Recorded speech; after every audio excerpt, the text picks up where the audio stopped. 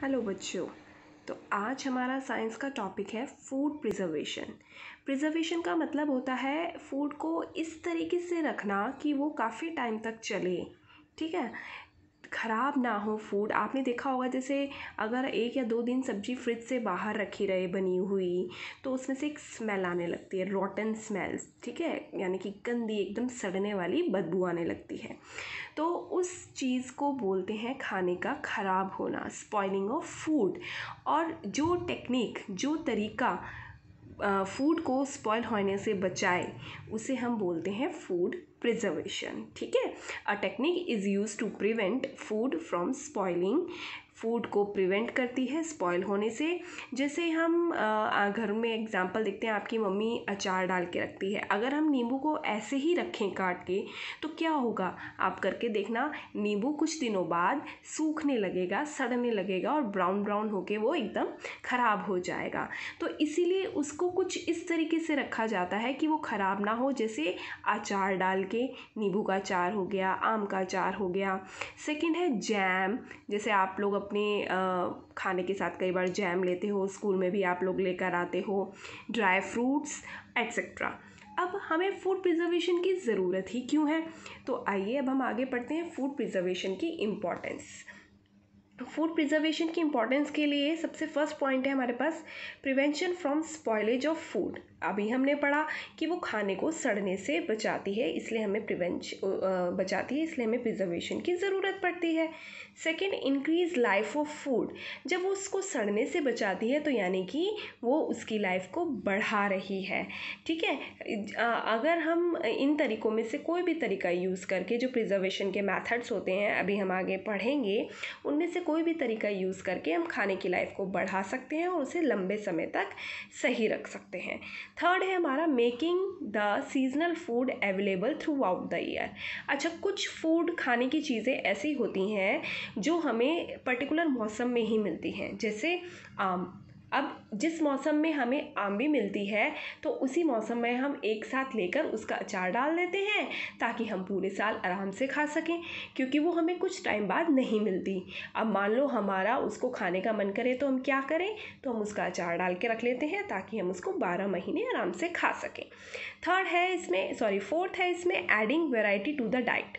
ये हमारे खाने की जो वैरायटीज़ होती हैं उनमें और एक वैरायटी ऐड कर देती है। जैसे हम अपने खाने में दाल, रोटी, सब्ज़ी ये तो लेते ही लेते हैं, साथ में अगर हम अचार ले लें, जैम ले लें, चटनी ले लें तो ये हमारे खाने में एक वैरायटी ला देती है। नेक्स्ट है सेव टाइम, और सबसे मेन है इसकी इम्पॉर्टेंस कि ये हमारा टाइम बचाती है। अब जैसे मान लो कई बार क्या होता है, सुबह सुबह मम्मी लेट हो जाती हैं उठने में तो वो सब्ज़ी नहीं बना पाती हैं, तो क्या होता है, फटाफट जैम या अचार रखा पराठे के साथ और आप लोगों को लंच में दे देती हैं, जिससे उनका टाइम सेव हो जाता है। अब इसमें है आगे जो हम पढ़ेंगे, नेक्स्ट हैं प्रिजर्वेशन के मेथड्स। हम प्रिजर्वेशन के कौन कौन से मेथड्स जो हैं वो यूज़ करते हैं। अब वैसे तो आप देख रहे हो इसमें लिखे हुए प्रिजर्वेशन के बहुत सारे मेथड्स होते हैं, लेकिन हम इनको क्या करेंगे, पिक्चर्स के साथ देखेंगे ताकि आपको ईजी रहे समझने के लिए। ठीक है, अब नंबर फर्स्ट है इसमें जो दिया हुआ है आपको,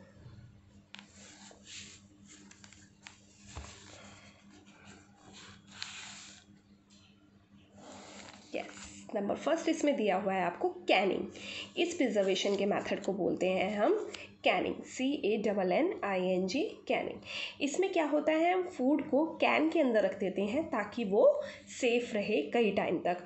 उसमें नमक डाल देते हैं या उसको सिरके के पानी में डाल देते हैं। जैसे आपने अपने घरों में देखा होगा, मम्मी सिरके वाली प्याज रखती हैं, कई बार हम सिरके वाली मिर्च रखते हैं, हम शलजम को भी रख लेते हैं। इस तरीके से बहुत सारे फूड और वेजिटेबल्स को हम इस तरीके से कैन करके रखते हैं ताकि वो हमें 12 महीने मिलती रहे। सेकेंड, इसमें अब आता है हमारे पास पिकलिंग मतलब अचार डालना। ठीक है, आप अपने घरों में देखते हो पिकलिंग करके रखते हैं मम्मी, नींबू का, आम का, और ताकि वो हमें 12 महीने चीज़ें अवेलेबल हो। और उनमें क्या क्या यूज़ करती हैं, सॉल्टिंग, उनमें नमक और चीनी की हेल्प से अचार को डाल के रखती हैं ताकि वो ख़राब ना हो और हमारा फूड प्रिजर्व रहे। इसके बाद हमारे पास नेक्स्ट है स्मोकिंग एक मेथड होता है फूड प्रिजर्वेशन का, जिसमें क्या होता है, ये मेनली नॉन वेज के लिए यूज़ किया जाता है।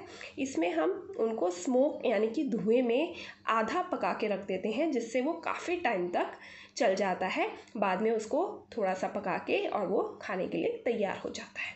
नेक्स्ट है हमारा, जो भी हमने ये देखा, इसमें है बॉटलिंग, यानी कि खाने को बॉटल के मेथड से प्रिजर्व करके रखते हैं ताकि वो लॉन्ग टाइम तक चले। जैसे आप अपना रसना या किसान स्क्वैश, इस तरीके के कई सारे जूसेस देखते हो, कोल्ड ड्रिंक्स देखते हो, ठीक है, तो वो इस तरीके से बॉटलिंग मेथड को बोला जाता है उसे।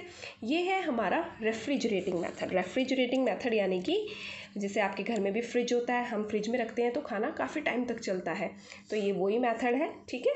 तो रेफ्रिजरेशन में ज़्यादातर हम डेयरी प्रोडक्ट्स रखते हैं, यानी कि दूध और दूध से बनी चीज़ें, ताकि क्योंकि वो जल्दी ख़राब हो जाती हैं, उनमें बैक्टीरिया जल्दी ग्रो हो जाते हैं, इसलिए उनको रेफ्रिजरेशन करके रखते हैं। नेक्स्ट है हमारे पास इसमें ड्राइंग मतलब सुखा के रखना। सुखा के रखने में क्या होता है कि उनके अंदर का मॉइस्चर निकल जाता है और वो काफ़ी लंबे समय तक चलती हैं। जैसे आपने देखा होगा आपकी मम्मी मिर्च सुखा के रखती हैं, या पापड़ जो होते हैं वो सुखा के रखती हैं, और जब वो हमें चाहिए हो फटाफट उन्हें गैस पे भुना और एक और हमारा फूड वैरायटी तैयार। अब ये नेक्स्ट है हमारे पास डीप फ्रीजिंग होता है फ्रीजिंग से भी और ज़्यादा ठंड में रखना उन खानों को। जैसे आपने देखा होगा मकैन की फ्रेंच फ्राइज़, टिक्की, इस तरीके का जो फूड होता है उसको हम डीप फ्रीजिंग में रखते हैं, यानी कि और भी चिल करके रखते हैं, और उनको फटाफट साथ के साथ खोलते ही बनाने के खाने के लिए वो तैयार हो जाती हैं। अब नेक्स्ट है इसमें पॉस्चराइजेशन। ये एक डिटेलिंग मेथड है जो हम बड़ी क्लास में पढ़ेंगे, लेकिन अभी बस आप इसका नाम ध्यान रखें। पॉस्चराइजेशन भी एक मेथड होता है फूड प्रिजर्व करने के लिए। ये भी मेनली दूध के लिए यूज़ होता है या और लिक्विड चीज़ों के लिए यूज़ होता है, ठीक है। इसके बाद नेक्स्ट है हमारा केमिकल एडिटिव्स वो होता है जिसमें कुछ केमिकल्स ऐड कर देते हैं ताकि जो हमारा खाना है कई दिनों तक चले। जैसे आपका हो गया चॉकलेट्स, मैगी, इसीलिए बोला जाता है कि इन खाने को कम से कम खाएं क्योंकि इसमें केमिकल्स ऐड होते हैं। तो आज हमने इतने सारे फूड प्रिजर्वेशन के मेथड्स पढ़े, आप इन्हें ध्यान से रिवाइज करेंगे और इनके नामों को अच्छे से याद करेंगे।